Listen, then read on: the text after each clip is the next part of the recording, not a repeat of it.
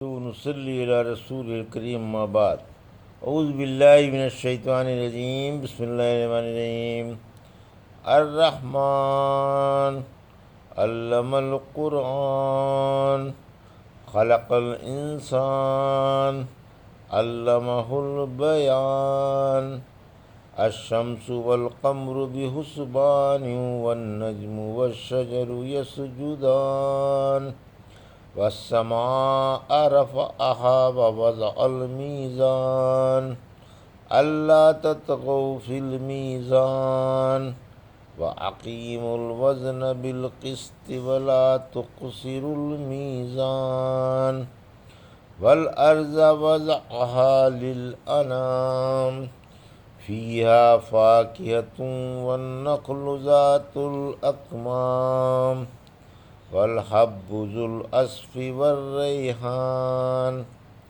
فبأي آلاء ربكما تكذبان۔ ابھی آپ نے سورہ رحمان کی آیت 1 سے 13 کی تلاوت سماعت فرمائی۔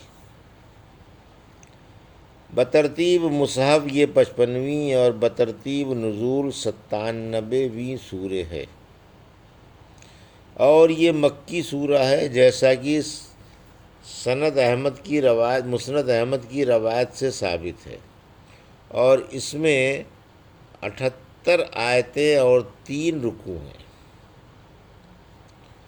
سورہ رحمان کے بارے میں جابر رضی اللہ عنہ فرماتے ہیں، ایک دن رحمت عالم صلی اللہ علیہ وسلم صحابہ میں تشریف لائے اور انہیں اول سے آخر تک سورہ رحمان پڑھ کر سنائی۔ صحابہ خاموش رہے۔ فرمایا، تم سے تو جن ہی اچھے رہے، میں نے جن والی رات میں یہ سورت جنوں کو پڑھ کر سنائی تھی۔ جب میں فبأي آلاء ربكما تكذبان پڑھتا تو وہ جواب دیتے، لا بشيء من نعمك ربنا نكذب فلك الحمد۔ اے ہمارے رب، تیری کوئی ایسی نعمت نہیں ہے جس کو ہم تسلیم نہ کریں، لہذا تیرے ہی لیے ہر طرح کی بڑائی ہے۔ ابن عمر رضی اللہ عنہ رحمت عالم صلی اللہ علیہ وسلم نے سورہ رحمان پڑھی یا آپ کے پاس پڑھی گئی۔ فرمایا، کیا بات ہے، تم سے تو جنوں نے ہی اس سورت کے رب کو اچھا جواب دیا ہے۔ صحابہ نے پوچھا، انہوں نے کیا جواب دیا؟ فرمایا، جب میں نے فبأي آلاء ربكما تكذبان پڑھی تو جنوں نے کہا، لا بشيء من نعمك ربنا نكذب۔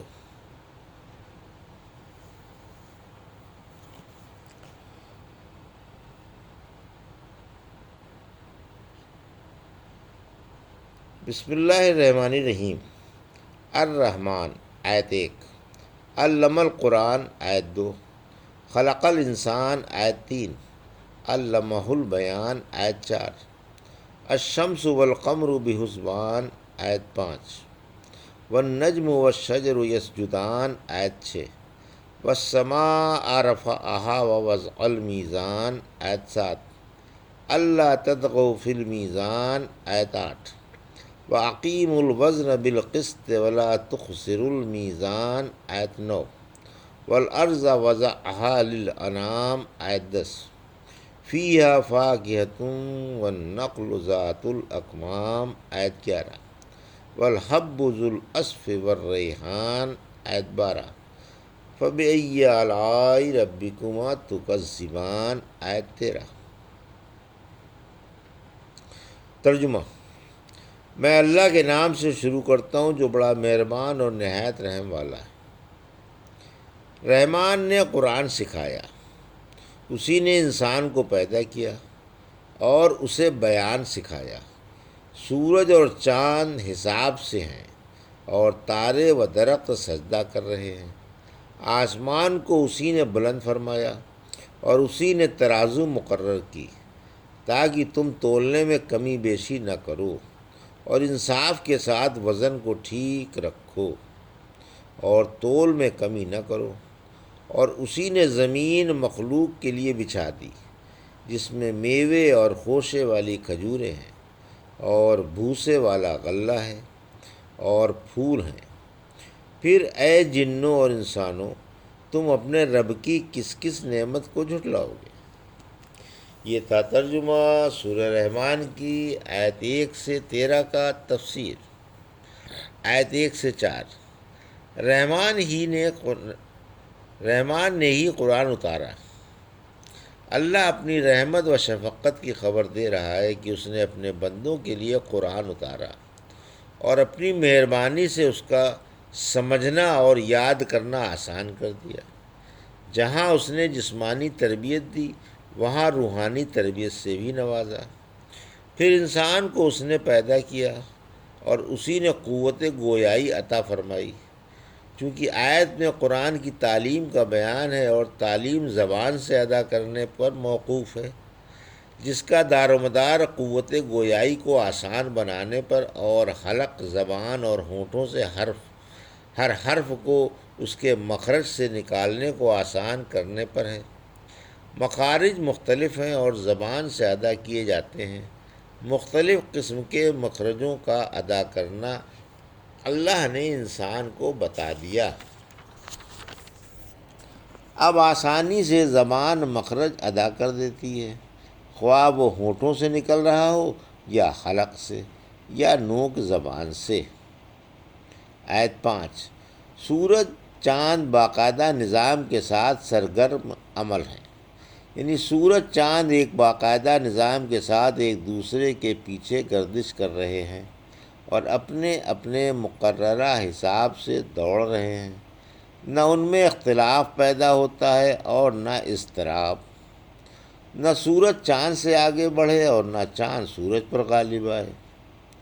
سورہ یاسین کی آیت 40 میں فرمایا، نہ سورج چاند کو پکڑ سکتا ہے اور نہ رات دن پر سبقت کر سکتی ہے، ہر ایک اپنے اپنے فلک میں گردش کر رہا ہے۔ سورہ انعام کی آیت 96 میں فرمایا، اللہ ہی صبح صادق کو نمودار کرنے والا ہے اور اسی نے رات کو تمہارے لیے سکون و آرام کا سبب بنایا اور اسی نے سورج اور چاند کو ایک مقررہ نظام سے رکھا۔ یہ بڑے علم والے اور غالب اللہ کا مقرر کیا ہوا اندازہ ہے۔ آیت 6، یعنی ستارے اور درخت اللہ کو سجدے کرتے ہیں۔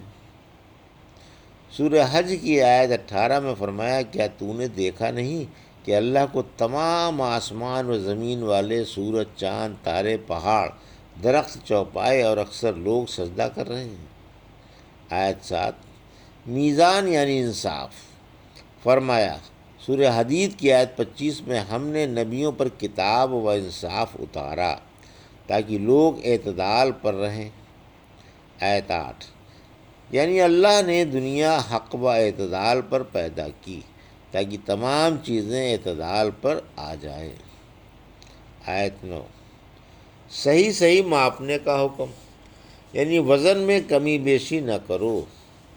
فرمایا سورہ اسرا کی آیت 35 میں، سیدھی ترازو سے وزن کرو، یعنی صحیح تولو۔ آیت 10، یعنی خالق نے جیسے آسمان بلند کیا اسی طرح زمین بچھا دی اور اس میں سر بفلک پہاڑوں کی میخیں ٹھوک دیں تاکہ جاندار چل سکیں اور راحت سے زندگی بسر کر سکیں۔ پھر انسان بھی مختلف شکل و رنگ کے مختلف زبانوں والے زمین کے تمام گوشوں میں پھیلے ہوئے ہیں۔ آیت 11، اللہ نے زمین سے طرح طرح کے پھل پھول پیدا کیے، یعنی زمین سے مختلف قسم کے رنگوں، ذائقوں اور خوشبو والے پھل پیدا کر دیے اور خوشے والی کھجوریں بھی۔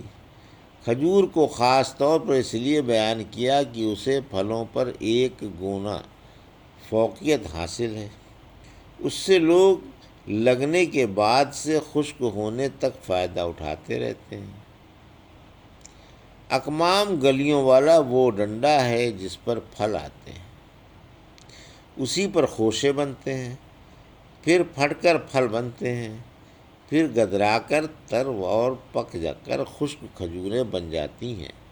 کھجور کا درخت بالکل سیدھا ہوتا ہے جو تھوڑی سی زمین گھیرتا ہے، اس لیے بے ضرر بھی ہے۔ آیت 13، ذوالعصف یعنی بھوسے والا۔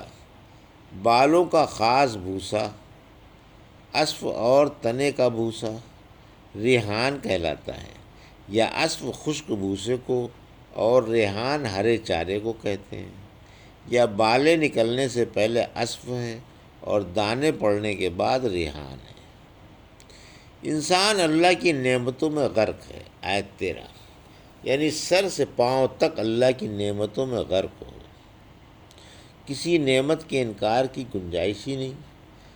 پھر ہم وہی کیوں نہ کہیں جو مسلمان جنوں نے کہا تھا کہ اے اللہ تیری کوئی ایسی نعمت نہیں جسے ہم جھٹلائیں، تو ہی تعریفوں کے لائق ہے۔ ابن عباس ذرا یہ جواب دیتے تھے، لا بابہا یا رب، یعنی اے اللہ ہم تیری کوئی نعمت بھی ٹھکرا نہیں سکتے۔ اسماء رضی اللہ تعالیٰ فرماتی ہیں، میں نے رحمت عالم صلی اللہ علیہ وسلم سے آغاز رسالت میں، جب کہ ابھی اسلام کا پوری طرح اعلان بھی نہیں ہوا تھا، سنا کہ آپ بیت اللہ میں رکن کی طرف نماز میں فَبِأَيِّ آلَاءِ رَبِّكُمَا تُكَذِّبَانِ پڑھ رہے تھے اور مشرک سن رہے تھے۔ یہ تھا سورہ رحمان کی آیت 1 سے 13 کا ترجمہ اور تفسیر جو ابھی آپ نے سماعت فرمائی۔ بارک اللہ لی و لکم فی القرآن الحکیم ونفعنی وایاکم بآیات الذکر الحکیم۔